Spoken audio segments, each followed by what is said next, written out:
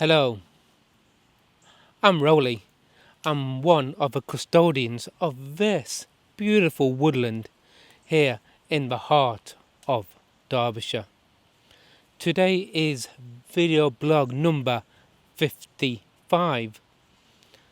Since I've been camping out here for a couple of days, I've had the rare gift of time to read, to breathe, to listen. My friend Cal lent me a book a few months ago, and it's been sitting patiently on my to read pile ever since. I decided to bring it along with me for this trip.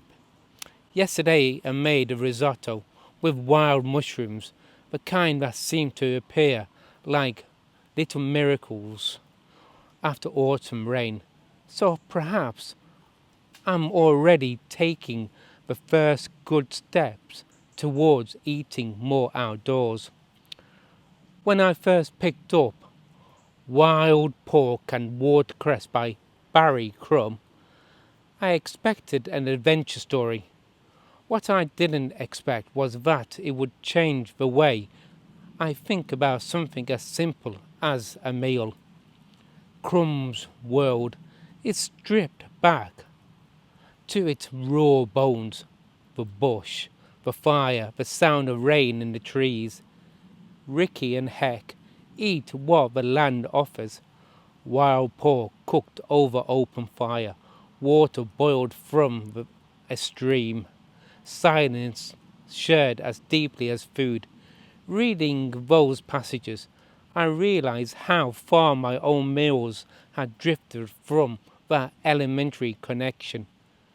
For years I've eaten indoors between tasks, with screens and deadlines close by. But after finishing Crumb's book, I began to hear the call of the outdoor table again, the one made of wind, bark and open sky.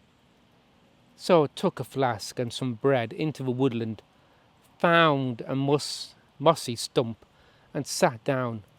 At first it felt almost awkward, like meeting an old friend I hadn't spoken to in years. But as I sat, the forest accepted me. The food tasted different, cleaner, slower, somehow more honest.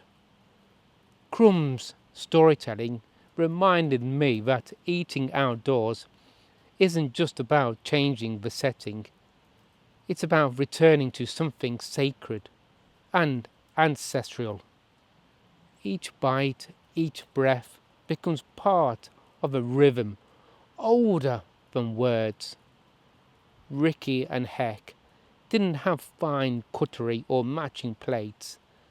They had gratitude, resourcefulness, and the companionship of the wild. Now, whenever I eat outside, I think of them, two unlikely travellers learning how to survive and how to trust.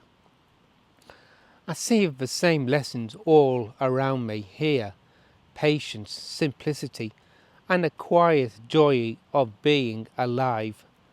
As one of the custodians of this woodland, I'm weaving that lesson into my own practice, encouraging others to take their meals beyond walls, to light small fires, to share food beneath branches or stars, not for novelty, but for reconnection.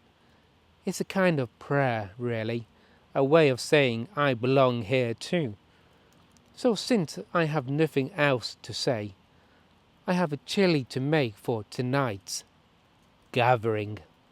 So if you like vegetarian chili, why not come along and bring a offering of biscuits, scones, bread, whatever you choose. So thank you for watching, and I do hope to see you again. Remember, Barry Crump.